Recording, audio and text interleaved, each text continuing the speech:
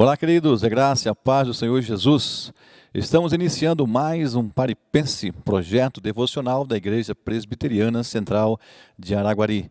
Estaremos pensando nesta semana a respeito do tema oração, tema bastante importante para as nossas vidas, haja vista que é um dos meios de graça do Senhor.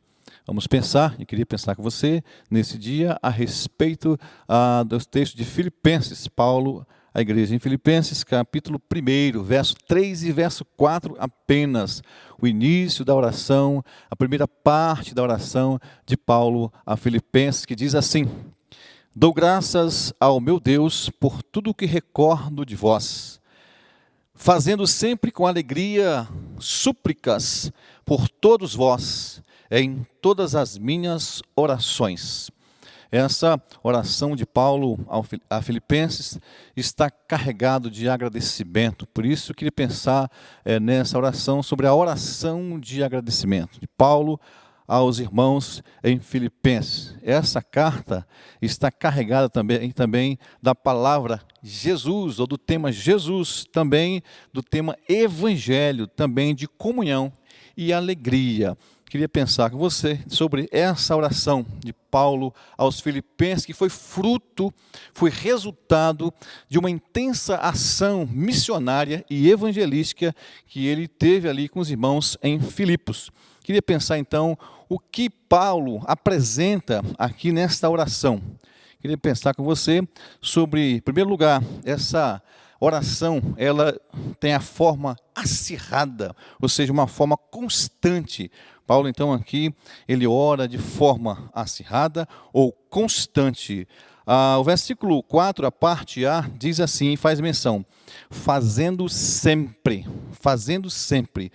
Esta expressão está no presente, ou seja, uma prática diária, E Paulo mesmo fala lá em 1 Tessalonicenses 5,17, uma oração sem cessar, ou seja, de forma constante, acirrada, uma prática diária de Paulo. Muitos têm, de fato, orado, mas não de forma constante, mas de uma forma esporádica. Quando nós lemos Salmo 1, e temos lá dia e noite, lendo, orando e buscando a Deus. Portanto, Paulo fala e faz essa oração a Deus em agradecimento aos irmãos de forma constante, uma forma acirrada, porque Paulo teve uma experiência maravilhosa ali na cidade de Filipos com aqueles irmãos. Quando ele começou a fazer a sua segunda viagem missionária, já estava na metade da viagem missionária, e o Espírito Santo os mudou de rota, passando a Macedônia, e ali ele teve essa experiência marcante de uma ação missionária. Também Paulo, ele ora a Deus de forma alegre. Na parte B do versículo de número 4 diz assim: não só fazendo sempre, mas com alegria, com uma alegria. A palavra alegria aparece 16 vezes nessa carta. Você vê que é um tema dominante na carta de Filipenses. Ou seja, Paulo estava preso, Paulo não estava solto, estava preso, mas veja que ele está alegre, podia muito bem estar triste, preso ali, podia estar muito bem revoltado, amargurado, reclamando, mas não. Paulo estava preso, mas estava alegre e fazia essa menção, orando a Deus, mesmo em meio àquela situação, orava alegre. Portanto, como você tem passado esse tempo de pandemia nas suas orações? Orado?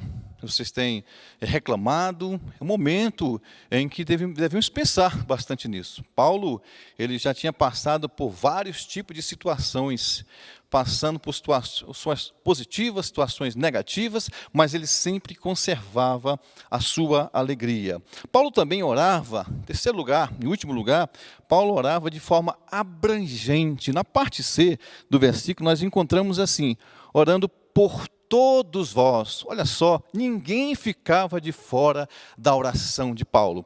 Orava pelos idosos, orava pelos mais novos, pelos homens, orava pelas mulheres. No capítulo 1, versículo 1, diz que ele orava pelos bispos, presbíteros e diáconos. Veja só, então, o alcance da oração de Paulo. Ele orava, então, por todos. Imagine você receber uma oração de Paulo, ser citado na oração de Paulo. Portanto, Paulo, então, ele orava por aquele povo e a oração de Paulo tinha um peso muito grande, haja vista que Paulo estava preso, mas mesmo assim incentivava aquele povo, alegrava aquele povo, se preocupava com aquele povo, porque eles estavam passando, enfrentando muitas dificuldades, muitas tribulações internas e externas. Quais lições nós tiramos aqui? O que então colocar em prática? Em primeiro lugar, nós devemos então ser mais agradecidos a Deus por todas as bênçãos que Ele nos abençoa, que Ele nos dá. Em segundo lugar, devemos orar de forma mais constante, não esporádica. Também devemos aprender e colocar em prática que as nossas orações têm que ser intercessórias, orar mais pelos outros, não apenas orar por nós mesmos. Que Deus abençoe sua vida. Vamos pensar bastante nessa realidade da oração, o meio de graça de Deus nos abençoar. Deus abençoe em nome de Jesus.